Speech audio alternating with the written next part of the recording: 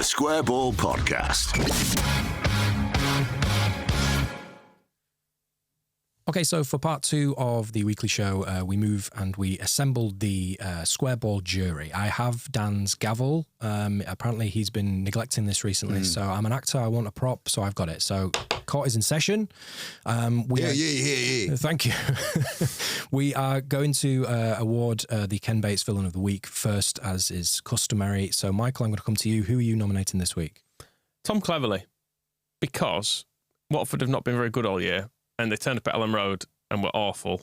Then we went down there and they looked quite decent, which annoyed me. And mainly, though, it's because he used to play for England all the time when he was at Scum, and I used to hate it. Yeah. And I'm just a grudge I've held. Yeah. And I think it's perfectly acceptable. It is, and there are people who've messaged in from the members who have agreed with you, Dickie Wood and Nathan. Nathan saying, Cleverley and his Scummer accent, take Crysencio's name out of your mouth. Which I tend to agree with. Leave him alone. He's our lovely little boy. I'd forgotten he was a Bradford City prick as well, as pointed out by Dickie Wood. Did he play for him, or was he just... He might have been there as a kid, I think, and then Scum nicked him or something. Well, you said you've forgotten, so you must be able to remember. We'll be in there. I don't know. I didn't know it had anything to do with Bradford City. Yeah, he's from there, isn't he? I mean, it's the way Scum do it, isn't it? They pretend they've got like a really good youth policy, but they've just nicked half of them from places. Yeah. Not that we'd ever do that, Fabdel. Fabdel belonged at Leeds. He did. He liked it. He was glad to join. Whereas, he definitely is from Bradford's youth team, is Tom Cleverley. But yeah, as far as I'm concerned, his 13 England caps should be wiped from the record. Fair enough. Because he was Watford is about right for him. I know he played there 2 spells, knows the club. 3 spells, technically, actually, looking at his wiki, because he had a loan 2009-10, then a loan 2017, but then he did sign from 2017 at 2013. So I'm counting that as 3 spells, so he knows it thrice. And it's just annoying. I mean, I think I seem to remember a clip on Propaganda a few years ago where I think, was it an Arsenal fan who was bemoaning the fact that they had to play a team with a new manager, and they had the new manager banned. Yes. Remember this? He was saying it should be banned, wasn't he? It should be banned. It's annoying. Like, yeah, they've been shit all season. I went to the game at Ellen Road. We twatted them 3-0. It was easy. And then they dare to turn up. How dare you? And I try to remember, did he say it should be banned or it should be mandatory? That you should just like keep sacking a manager and hire a new one whenever you wanted to win a game? No, I think that was you guys who prophesied that might be the way forward. Manager every game. Yeah, I think maybe he was saying you shouldn't be able to change manager during the season, was it? Which I have, yes. I mean, It would make it quite funny because things would get really, really toxic at places and people would be like, can't sack me. I've been an advocate of everybody should, like with transfer windows, you have to build your squad before the season and then you're just stuck with it. Yeah. So if you extend it to managers, maybe you can only promote from within or whatever, or the one person just has to sit there. Or maybe on both players and manager, you're allowed to get someone new in, but they must have zero. There must be a thorough amateur, 0 experience. So you can pluck someone off a park. Dave Hockaday. Dave Hockaday. Even Dave Hockaday. He'd be back in work. He'd have a job every season. No, because having done it once, he did it at Leeds, and then he'd be excluded from. Because people would be like, people would be like, you managed Leeds. I'm afraid that counts against. What if it's got to be a fan? Could work. Could sack your manager, but you've got to replace it. There's a ballot, and you just draw lots. And you just end up with... I sometimes wonder if it'd be that different. Some maniac from the back of the West Stand. Like, are you telling me that a random person from the COP wouldn't have done as good a job as Dave Hockaday at just picking a team? Because it was half Chileno anyway. When we played, was it last season when we had those mid-season friendlies, Monaco, there was a guy in the West Stand just kept... Yeah, I mean, it's a friendly. Talk to each other, Leeds! It's like, he seemed like he would want that job.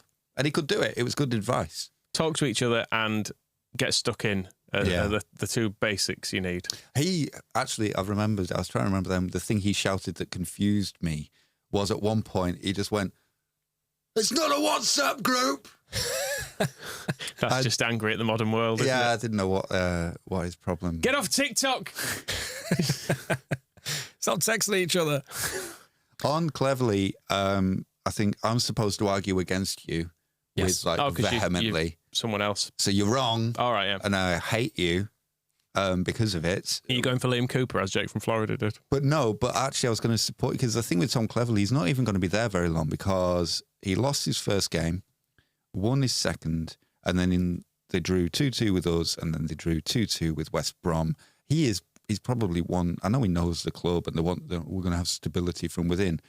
If he doesn't get a result against Preston, I think he's sacked, isn't he?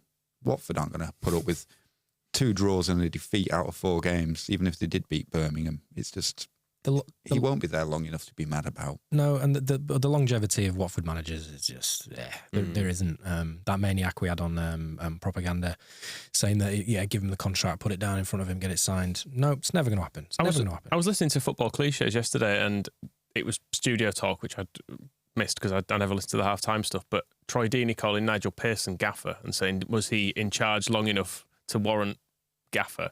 I completely forgotten he'd even been in charge. At Watford? Yeah. Was he... I don't know when it was.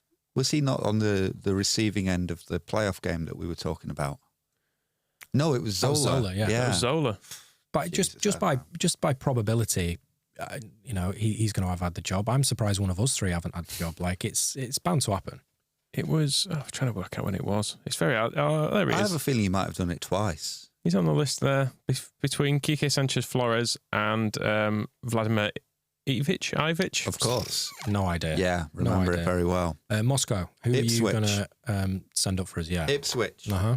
And Leif Davis. I mean, I'm just kind of getting this in because it seems like the opportunity. I don't actually dislike Ipswich. I'm a long-standing fan of the concept and the reality of Romeo Zondervan.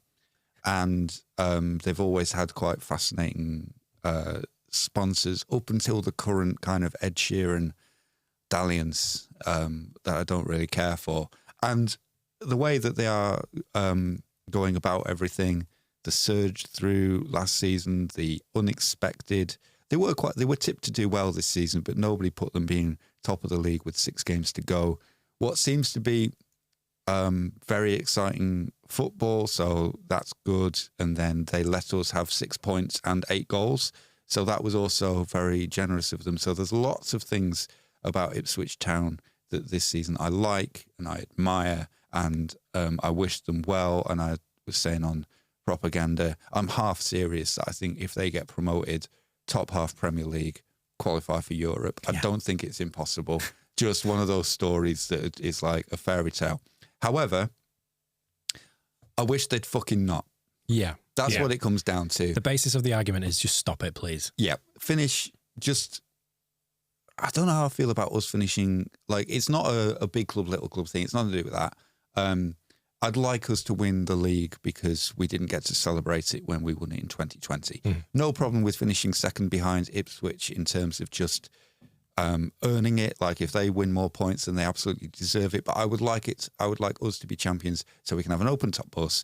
Liam Cooper can wave the trophy around with some people watching, and then his contract is up in the summer, so then whatever happens. Same with Dallas Nailing. We get to have the party that we didn't have. So that's what I would like us to do. So Ipswich are very, very welcome to finish second, and if they finish first, they deserve it. However, maybe it's more Leicester's fault. I wish we could. It would be nice if we could just sort this out now. Yeah. You mentioned Ipswich sponsors, by the way. Who should they be sponsored by? Radio Orwell. Oh, see, I'm a Fisons man. Fisons is the classic, particularly because it's confusing. What is a Fison? Yeah. What does it do? How do you pronounce it? I've only just learnt now what it is.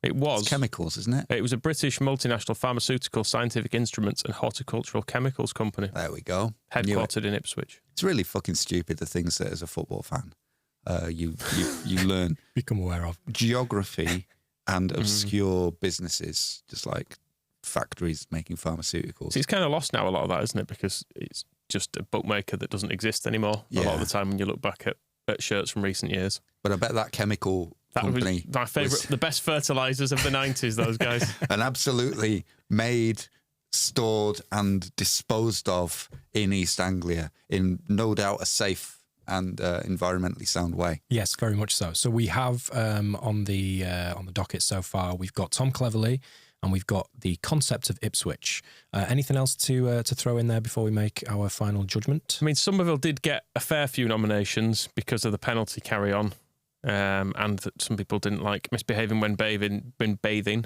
Didn't like, so not just for stealing the penalty and going against the gaffer in the pecking order, but for taking his shirt off after scoring to show it to the camera. fuck off with that nonsense. Yeah. So next you'll be shouting Sue and some other stuff. Yeah, It's been redacted. I don't know. I feel I'm still a little bit. I almost think about it the other way, because there's no doubt that Somerville was the designated penalty taker because he started the game, and then so who does Joe Piroux think he is? Well, Pat Bamford's right foot has said this. Pirro, you can't go on and instantly take the pen, mate. Grow up.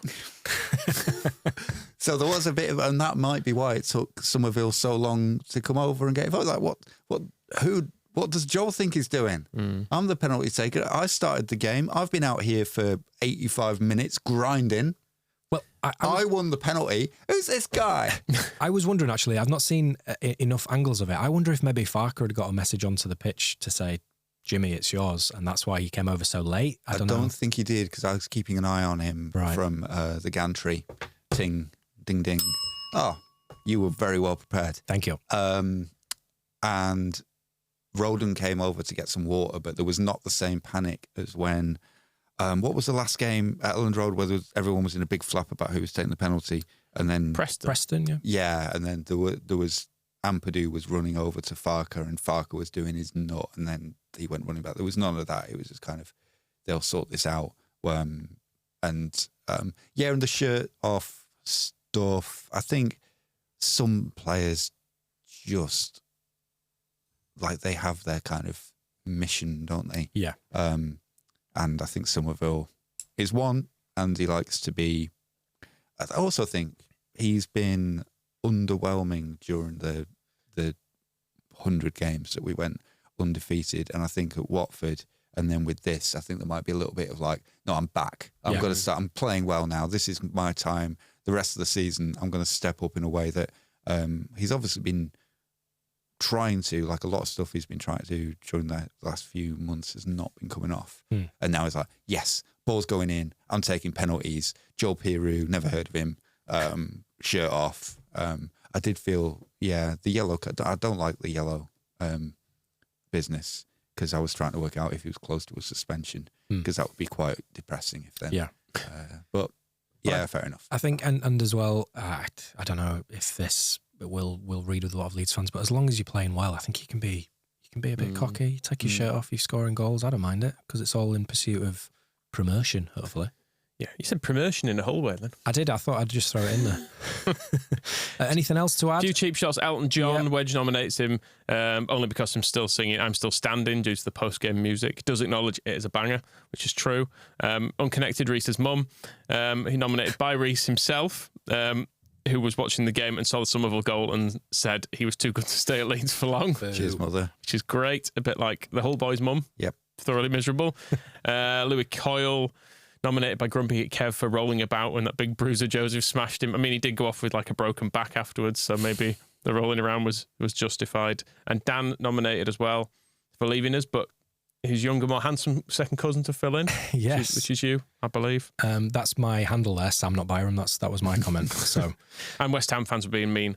The bubble nonces, as Mal describes them, for being mean to Calvin. Yeah, there's also whoever hurt Gruev and Gnonto. Yes. But then FIFA in general for forcing them to play games. So who are we giving this to? This feels quite strong for Ipswich, I've got to say. I think Ipswich is fair enough, actually, because they're just fuck off, please. We need to just get it in. Respectfully. Yes.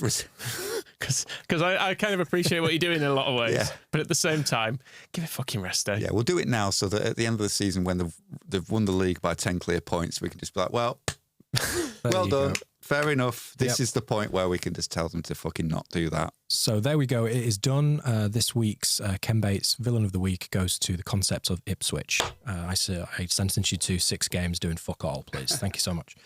So we move now on to the Gaetano Berardi Hero of the Week. Before we do, though, we'll just check in with some scores on Player of the Year. So for Watford, quite a low spread, I would say. We've got Matteo Joseph, Crysencio Somerville and Joe Rodon all scoring over 7, but then we're swimming down, right the way through to 3.57 for poor old Liam Cooper. That probably reflects what we saw on the pitch, right? Yeah, it wasn't great. Wasn't great. It wasn't great. It's been a good week for Rodon and Somerville, hasn't it? Yes, so going into Hull, Rodon and Somerville came out on top, 7.59 and 7.49 respectively. Dan James, Sam Byram all achieving over 7, and Rutter, Melier, Joseph all reaching up there.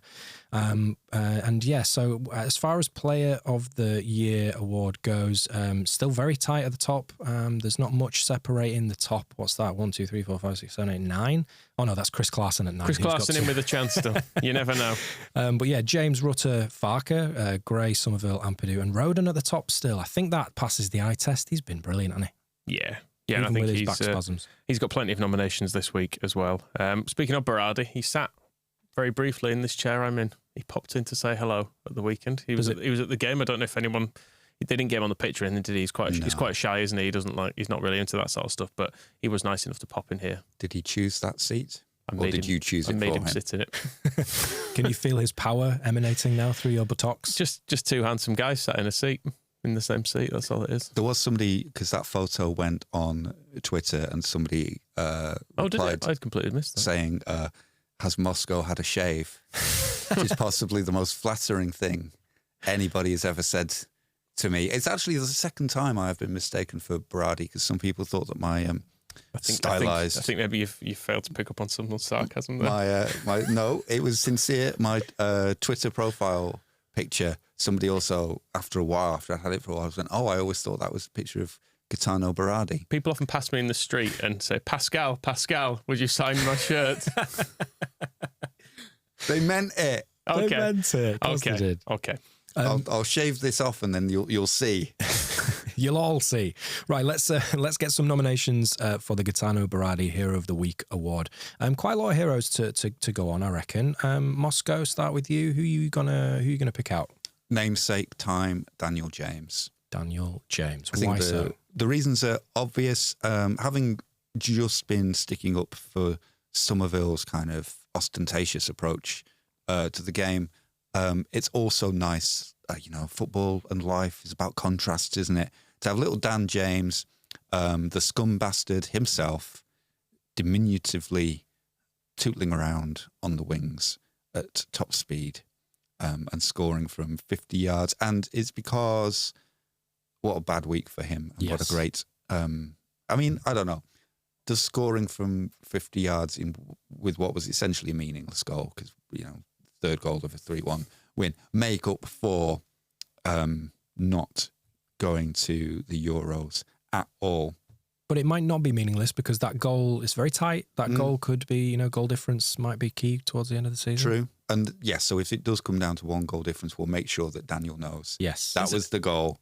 But I think Farker referred to it at one point that it's kind of the Welsh players coming back, and I guess nobody cares about Glenn Kamara not qualifying, but that not making it to the Euros probably it's a bigger deal than you maybe imagine, because on the one hand, it's your summer is going to be, and they had the group was all organised. I don't think it looked pretty hard, the teams they were up against. But yeah, you're going to be away in Germany. Yep. And you're going to be playing this team and that team, and you're going to be away with your mates. So even if it's not, even if you don't win all the games, you have a great holiday and you have loads of fun. And summer's going to be superb, and you get to represent your country, and all the fans get to go. And then, this sounds like I'm absolutely ruining Dan James. And then you, Dan James, with the opportunity to make all that happen. But Kiefer Moore should have just scored, shouldn't he, in normal time? Yeah. So it's not Dan James' fault. But anyway, all that pressure, all that upset. And I noticed from one of the photos of Dan James, it must be just after he scored. And sometimes you underrate how quickly players can move, because Rodon set that up after blocking a shot that Rutter set up for Hull unhelpfully, and then was busy celebrating with the South Stand as Joel Piroux was putting Dan James down the line. Yeah. And then one of the first photos of Dan James celebrating has Joe Rodon arriving with his broken back. We worry about Louis Coyle, but he seemed to have broken his own back just sleeping. Or maybe, do you think Joe Rodon sleeps? I don't imagine he sleeps much. Probably can't with all the painkillers. So it's in a cat hole.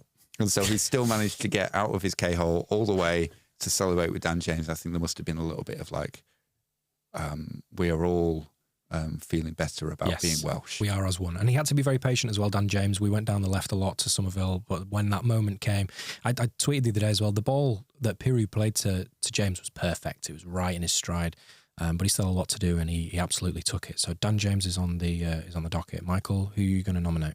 I feel like Matteo Joseph is due one, because that Watford game was very, very difficult. And the thing of scoring, I feel like in a week I might have seen two almost like Leeds records of quickest a sub has scored and furthest out goal. Trying to think of it. I can't think of any subs who've scored in less time, because he literally just ran on the pitch and put it in the net, didn't he? Yeah. Well, Ginger Paul and Pablo's Grumpy Misses are alluding to that as well. They nominated Joseph best sub to goal time in my memory, and Matteo Joseph for being a jammy git when we needed it, and we did need it. And I like Whiskey Omega describes his bull in a china shop playing, which I do enjoy when he comes on and just. He looks like he wants to make an impact. He's like a higher quality Ryan Edmondson. You know, when he came on and was just like a big adrenalized child and just like started lamping people. Matteo Joseph is like that, but with a little bit more quality. So it's nice to see an actual Bamford alternative off the bench, because we've not had one for ever. Yeah, no, really. Bamford was in the team, and then when he wasn't, it was like Tyler Roberts, Dan James, Jean-Kevin Augustin. Eddie Nketiah. It was never him. Yeah, Eddie Nketiah. But no one did quite the same leading the line job, did they? Since Kamal Roof. Yeah, and even he was not. He wasn't really a number 9, was he? In a lot of ways, he was he would have traditionally been a second striker, but Bielsa did stuff. So it kind of worked. Another nomination on the sheet here from Sam Not Byram is for Hull City. It says here, gained a lot of respect for the club, owners and fans, how they handled everything, which I think is probably a reference as well to the Chris and Kev this moment of reflection before the kickoff and then on the 24th minute. And fair play to him. I thought the Hull fans were good on the whole. Like they sang their hearts out, but in those moments they gave it the reverence that it deserved, right?